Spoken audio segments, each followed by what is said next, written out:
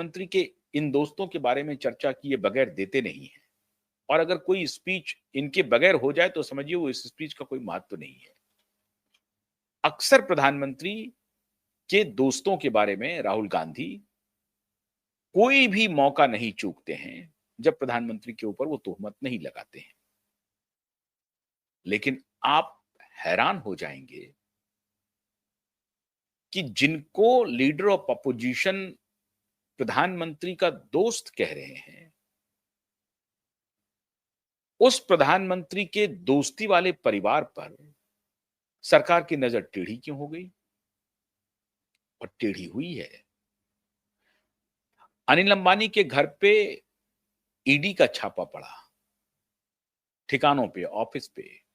अनिल अंबानी को ईडी के दफ्तर में घंटों बिताने पड़े, घंटों। 9-9 घंटे, 10-10 घंटे बैठने पड़े ईडी के दफ्तर में। कोई बड़ी बात नहीं है। खुद मोदी जी को सीबीआई के दफ्तर में 9-9 घंटे, 10-10 घंटे बिताने पड़े थे जब मुख्यमंत्री थे वो। जब गुजरात के वो मुख्यमंत्री थे तब की बात मैं कह रहा हूं। लेकिन 9-9 घंटे, 10-10 घंटे ईडी के दफ्तर में बिताने पड़े अनिल अंबानी को। इतने तक बात नहीं थमी। अनिल अंबानी के घर पे सीबीआई के छापे पड़े। घर पे पड़े, घर पे। अभी तक ऐसा नहीं हुआ था। दफ्तर पे, कई ठिकानों पे, इधर-उधर होती थी छापेमारी ईडी वगैरह की, जो अभी हुई है पहली बार। लेकिन सीबीआई का जो छापा पड़ा वो अनिल अंबानी के निवास पर पड़ा। निवास पर पड़ना अनिल अंबानी का सीधा-सीधा अपमान है, बेइज्जती है। उस अनिल अंबानी के लिए जो अनिल अंबानी प्रधानमंत्री की तारीफ में कई मौकों पर कसीदे कढ़ चुके हैं और उनकी तारीफ में ऐसा कोई मौका नहीं आता है जब अनिल अंबानी प्रधानमंत्री की तारीफ नहीं करते हैं। और प्रधानमंत्री के साथ उनके दोस्ती के किस्से हैं। राफेल वाला प्रकरण आप सबको मालूम है कि कैसे आउट ऑफ वे जाकर के प्रधानमंत्री ने अनिल अंबानी को मदद किया। ये प्रचार करते हैं अपोजिशन वाले। मदद नहीं किया, लेकिन अपोजिशन की जो भाषा है वो मैं बता रहा हूं कि अनिल अंबानी को आउट ऑफ वे जाकर के प्रधानमंत्री ने मदद किया, अपने दोस्त को मदद किया राफेल में। और उनको टेंडर देने की बात हुई, राफेल की मैन्युफैक्चरिंग की राइट देने की बात हुई। लेकिन सिर्फ बात अनिल अंबानी पर नहीं टिकी है। खबर है कि मुकेश अंबानी के खिलाफ भी 23,000 करोड़ का एक नोटिस सर्व हुआ है, रिलायंस इंडस्ट्रीज के खिलाफ सरकार की तरफ से 23,000 करोड़ का। अब ये 23,000 करोड़ का नोटिस क्या है? तो कहा जा रहा है कि कावेरी बेसिन में जो गैस और पेट्रोलियम पदार्थों की जो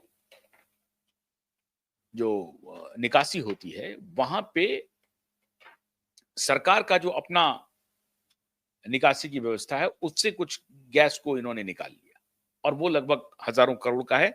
इसलिए इनको 23,000 करोड़ रुपए का नोटिस गया। अब सच्चाई क्या है मुझे नहीं मालूम, ये चर्चा है। ये चर्चा है पावर गैलरी में कि मुकेश अंबानी को भी 23,000 करोड़ का नोटिस गया है सरकार की तरफ से। लेकिन अनिल अंबानी के घर पे जो रेड हुआ, जो छापेमारी हुई, जो ईडी ने बुलाया, सीबीआई ने रेड किया, वो मामला है एसबीआई के लोन का मनी लॉन्ड्रिंग का। मनी लॉन्ड्रिंग मीन्स की आपने लोन लिया किसी और मद के लिए और आपने खर्च किया किसी और मद में। आपने पैसे की हेरा-फेरी की। लगभग 3,000 करोड़ का लोन है। उस लोन के पैसे को आपने इधर से उधर किया और सीबीआई ने कंप्लेन फाइल किया और उसके बाद ये मामला चला। ये मामला कोई नया मामला नहीं है। ये मामला तो पुराना है। पुराने मामले में आज सीबीआई एक्टिव हो गई अनिल अंबानी के खिलाफ और ईडी ने पहले अनिल अंबानी को बुलाया। अब सीबीआई ने छापा मारा।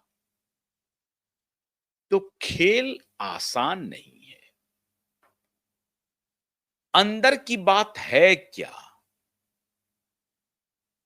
पावर गैलरी में मित्रों ये चर्चा है कि जिस प्रकार से यूपीए के आखिरी दौर में, मतलब जो सेकंड कार्यकाल था यूपीए का 2009 से लेके 2014 का, उसमें कॉर्पोरेट घराने यूपीए से नाराज हो गए थे और खासतौर से मनमोहन सिंह से नाराज हो गए थे और कॉर्पोरेट घराने को लग रहा था कि यूपीए उनकी बात नहीं सुन रही है।